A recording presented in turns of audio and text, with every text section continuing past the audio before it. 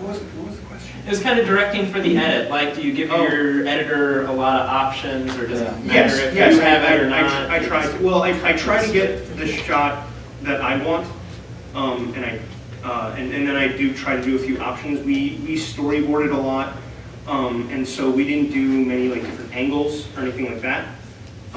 But I tried to get variations of line readings and things like that for the editing room. That had to be fun, variations of line readings for... Yeah, and one of the things I found really useful when you have an actor that isn't giving you quite what you want, you have them do the complete opposite. Like, I don't know, like if they're doing this really dramatic thing and it's just not working, give me something really crazy. Just go nuts. Just make it the goofiest thing in the world, and then you come back to it, and usually I found that works. I end up getting what I want, and I have this really awesome goofy thing. Does that apply to the puppeteers at the same time? You give like a straight one and then a... Well, yes, but the straight ones also came off really funny. They are puppets. Yeah. All right. Thanks. I do all my own editing, so it's incredibly helpful actually if you do your own editing, because you know what corners you can cut whilst you're directing it. If you're running out of time, you know what shots you can drop, and all the rest of it. I tend to side with getting a lot of coverage but less takes. I like lots of different angles, and I'm never sure what I'm going to do in the edit. But that's it for me, really. I also do a lot of my own editing, and but I'm kind of the opposite. I guess it depends. Like if you're doing like a drama, you might want to prefer more takes, just because that's. Whereas a comedy or an action or something that's a little bit more fast-paced, you'll want your coverage just so you can get yourself out of certain situations. But you know, the more you storyboard, the better off you'll be. And if you don't do your own editing, it's always nice to have an editor on set, because they'll be the first ones to say, yeah, that's not going to work. And because the worst thing in the world is to get into the editing room and you miss something. Editing is always a good saving grace. I mean, there's always a way out of it somehow, but you might have to change your entire concept for a certain scene if you didn't get enough coverage. But storyboards will help you out. Like, you know, I heard David Fincher shoots every single angle 1,000 different times, but you know, I don't have his resources. Yeah. And you know, if you don't have the money, you know, to do stuff like that, and you have to trade off takes versus coverage. You should know what you're going to sacrifice on set. And so you should have your edit in mind at the very least. Never think I'll figure it out later. Yeah. And I work with editors. You know, Jaws, they said, was saved in the editing room. They said it wasn't, you know, they were concerned, it wasn't very good, and all of a sudden, you know, boom, the editing, and, you know, not showing your main antagonist 3/4 through the movie, except for like a fin here, a fin there. That wasn't the proper method, so they were like, no, we can't do that, and then it worked, right? And we all love Jaws. And you know, dealing with divas a little bit, I've dealt with a couple diva editors before, and you can kind of get into a back and forth a little bit. And what I always say is, you know, cut it my way first. You know, give me that first. You know, you owe me that. And then I very much am open to it. You know, I'd say the guy that edited this. He's very, very talented and helped us in a lot of ways, but you know, there were challenges along the way. So I would say what I do as a director, I ask the editor to first give me what I want, and then I'm open to thoughts. And he brought some phenomenal things to the table. And I think, you know, film is a collective medium. It's a collaborative effort that we're all coming in together. And for you to just say, you know, it's my way or the highway, that's not film, really. You know, that's just dictatorial, and you're telling, ultimately you're responsible to the producer as a director, but still. So I brought the editor in for a reason, and that is to give me that artistic vision, not just, I can go in a final cut and, you know, cut this, but they bring the artistic element. Yeah, I mean, I have edited before, but I'm now of the mindset that I want an editor. I want a second pair of eyes. Often because you get so attached to your material while you're shooting it that to have the editor's point of view, especially a non-on-set editor who sees it for the first time, you can really give me an idea of what we're doing. And also, I do a lot of insert shots because, I mean, I don't get as much coverage. I get a lot of takes because I work with I have all kinds of actors. I end up getting a lot of takes. I don't get as much coverage, but I do get insert shots, which can build character up. And, yeah, you can cut to it when you need to. Yeah, got it. Yeah, exactly. So I think everybody up here has their project in the film festival is something genre, either horror, sci-fi, fantasy, gaming. Do you have any advice on directing for that kind of sphere versus commercial directing or directing for a more serious kind of genre? My thing would be treat it like serious. I mean, even if you're making a silly comedy, like you said, you really got to treat it seriously. Don't shortchange your own project. From my point of view, that's all I would say.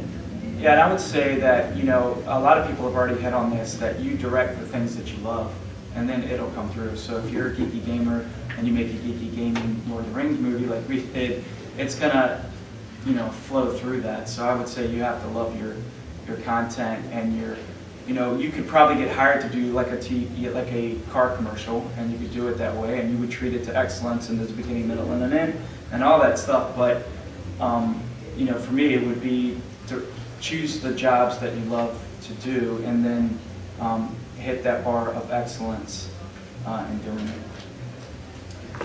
If you end up getting hired to direct a commercial, there's a good chance you're just going to be a puppet for an ad agency, because there'll be about 12 ad agency creatives on set telling you what to do. Swallow it, cash the check, so you can direct it. But yeah, I mean, you whether it's stupid Dungeons and Dragons musical or a drama, or it doesn't matter what the genre is. I mean, you still have to respect the craft, respect your position, and respect everyone else's positions. I mean, you're a professional. I mean, you have to decide: is this going to be my hobby, or do I want this to be my career? Do I want this to be my life? And if it's just a hobby, it's just a hobby. Fine, But if this is what you really want to do for a living, then you have to take everything seriously. And also the new Marvel movies, I mean, all the new genre projects, they're taking themselves more seriously, and it's working out for them. Dark Knight and all those movies now that are genre and are geeky, they're not, and that's what people want nowadays. They don't want, from my point of view. Yeah. The audience responds to it. If you are take your movie seriously, the audience will take your movie. You should. I think everyone's pretty much said what needs to be said. But I would underline directing from the heart. I mean, you just work from instinct, and provided you believe in what you're doing. I mean, if you don't believe in what you're doing, then it's going to be awful. It really is. You need to be 100% behind yourself. And if you're not, it shouldn't matter what genre it is. If you believe in it, then it's you've got a good chance of success. That's it, really.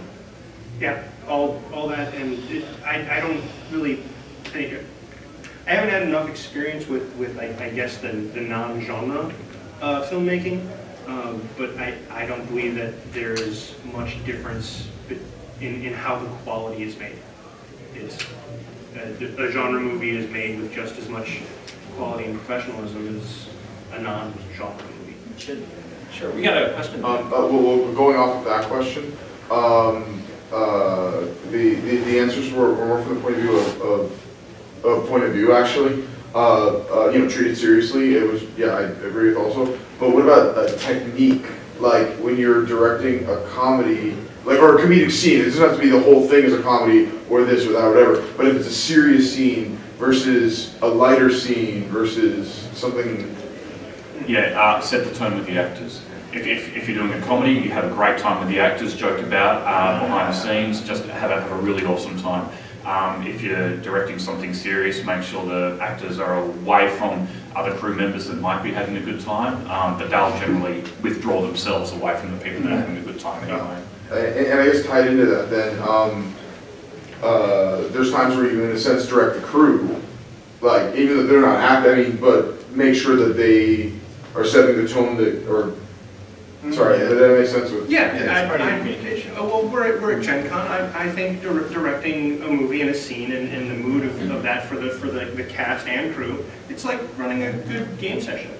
So, Yeah. yeah. You're the dungeon master. Yeah. No, We'll but make that. tone is the perfect word. You set the tone, and your actors will pick up from that, your crew will pick up on that. Right, and you emote just like an actor. As a director, you emote. If you're going to emote confidence, if you're going to emote comedy, it's part of that. If you're going to make a comedy scene, like he said, just have fun with it. Let them have fun. If it's drama, then I would not be just cracking jokes on set. Yeah. Does anybody have any resources that they'd like to share, such as either blogs, books, or films that have really helped them? Robert Rodriguez's book on, that's kind of producing and directing all in one. I'm a student of that, philosophy. Without a crew. Yeah, Rebel Without a Crew, or How to Make a Movie for under $7,000 to become a player in Hollywood. I just think the more, I think that's really what shorts are all about. I wish I could say, go to this website. This particular book really, changed the way I directed. You guys already mentioned, take acting classes, because I think a lot of it, a director is generally going to lean more on the technical or more on the acting, depending on what they're comfortable with. And one of them is going to suffer generally. That's what they said Michael Bay was like with Transformers when, what's her name, kind of complained, like, he doesn't direct us, Yeah, he just is technical, and so he's like, yeah, a big Transformer is going to be there, and so he does the technical side of it. He does do that. I was on Transformers. Oh, really? Cool. There are giant fucking robots chasing you. Yeah, Was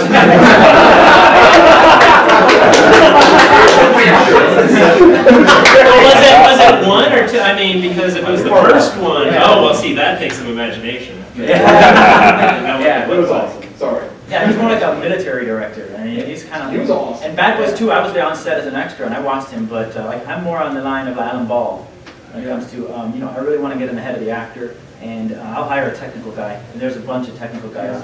And I think, we live in an age where we have cool things with DVDs and behind the scenes. And I think we all, as filmmakers and film enthusiasts, Lord of the Rings has like 9 hours of, and I'm sure we've all seen them all. And you learn Peter Jackson's style, he's kind of chill. And to me, that's like film school 101. And then the other thing, the other advice, whatever, a lot of people say, oh, go to film school. If I was in, 18, 19, I'd say go to film school.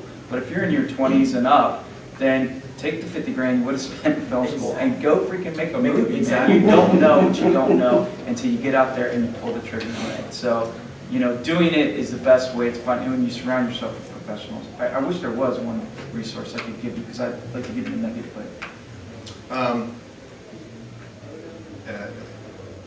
Two things. One, in terms of resources, really be in touch with your community. Your local film community, and make sure that, and just because if you kind of stay in touch with them, they'll stay in touch with you, and if certain things pop up, like gigs or jobs or whatever, they'll think of you, So be involved with that, like if there's little things going on, get on set. I mean, you are not above any particular position, I'm sure everyone on this panel has done something other than directing. I got on set, even watching what Michael Bay was saying, I'm not part of the style, I actually learned a lot just sitting there watching them, so if you could be an extra, like, get paid nothing, or get paid food, just being on set every hour. I mean, whatever.